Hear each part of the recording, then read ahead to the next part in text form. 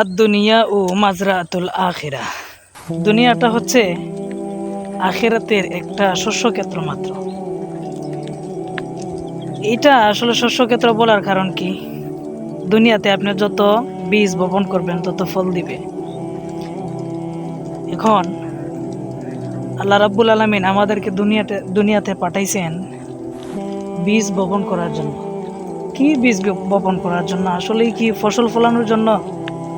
না ভাই, দুনিয়াতে আসছি আমরা আখিরাতের জন্য, প্রচুর পরিমাণে আমল নেওয়ার জন্য আসছি। পরিপূর্ণভাবে যদি আমলগুলা করতে পারি তাহলে আমাদের আখিরাতে যখন উদিত হব আমরা, তখন হাসি মুখে জান্নাতে যেতে পারবো। আর যদি বাজারটা, এই শস্যক্ষেত্রটা যদি আমরা হিংসায়, প্রতিহিংসায়, নানান ধরনের দুনিয়াতে কাজে কর্মে লিপ্ত হয়ে, লোভ লালসায় লিপ্ত হয়ে যদি দুনিয়াতেই পড়ে থাকি, তাহলে দুনিয়ার বাজার দুনিয়াতেই শেষ হয়ে যাবে।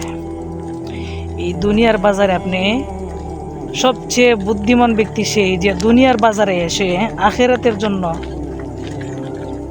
ব্যাগ ভর্তি আমল নিয়ে যায়, সেই হচ্ছে গিয়ে একজন বুদ্ধিমত্তার মানুষ। আর আমরা দুনিয়াতে কাকে আমরা বেশি বুদ্ধিমত্তা বলি?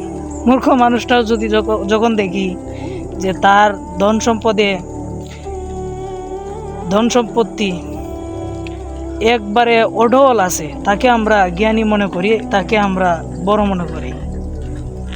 ভাই, আর দুনিয়া ও মাজরাতুল আখিরা, আপনি বাজার নিয়ে যান, আখিরাতের জন্য বাজার নিয়ে যান। আমরা আখিরাতের জন্য বাজার নিয়ে যাব, আমল নিয়ে যাব। এই আমলটাই হচ্ছে আমার সব থেকে বড় একটা জিনিস। আমলটা যদি আমরা নিতে না পারি, তাহলে হয়তো বা জাহান্নামে হাজার হাজার বছর পড়তে হবে। এই জাহান্নামে কত বড় শাস্তি হবে একমাত্র তারাই জানে, যারা উগ্রপন্থী মানুষ, যারা ইহুদি, নাসারা, খ্রিস্টান, এরা বুঝতে পারবে হয়তো। কিন্তু আল্লাহ রাব্বুল আলামিন একটা সময় আমাদেরকে ক্ষমা করে দেবেন।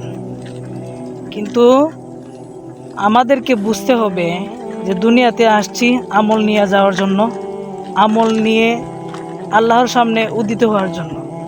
কখনোই আমরা দুনিয়ার মানুষের সাথে হিংসা বিদ্বেষে লিপ্ত হব না। যদিও লিপ্ত হই, তওবা করে যেন আল্লাহ রাব্বুল আলামিনের দরবারে আমরা মাফ চেয়ে নিই।